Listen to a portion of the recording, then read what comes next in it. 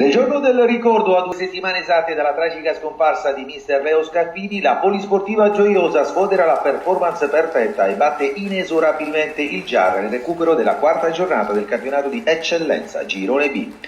Gara che sonnecchia nella prima frazione e si accende solo nella parte finale e precisamente al 27esimo, quando Calderone semina avversari sulla corsia e appena entrato in area cade, inducendo il fischietto ennese a certificare il tiro dagli 11 metri. Gorovtsov, freddo e glaciale, batte Cirmigliaro aprendo il match e facendo esplodere il comunale con tanto di dedica al grande mister Leo, come recita la t-shirt di circostanza. Gioiosa che insiste ma trova sulla sua strada un super Cirmigliaro che prima respinge un tiro di granata, poi sbarra la strada a Vignone. Break dei giallo-blu con Santa Paola ma senza problemi per Paternini. Lavoro straordinario invece per l'ex Vittoria Cirmigliaro, che prima del tramonto della prima frazione si supera su un muschio dalla destra.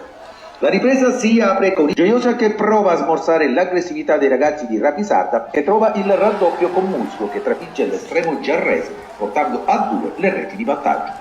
Giarre che prova a far male, ma prima 2 uomini in aria di testa non riescono a bucare Paterniti e nemmeno Cagma, qualche minuto più tardi, centra il bersaglio con una conclusione alta.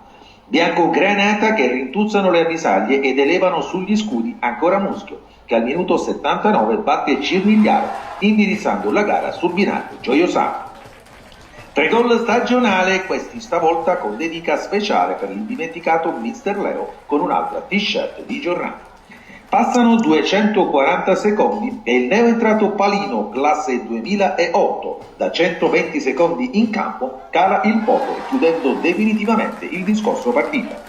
Gara in archivio anche se il Giarre tenta la rete della bandiera provandoci prima con Catania e successivamente con Caltabiano ma senza esito. Addirittura colpisce il palo al minuto 89 con Paterniti che agguanta la sfera prima che varchi la linea. E con l'ultima occasione che capita al neoentrato Liga, ma il classe 2003 guadagna solo un corner.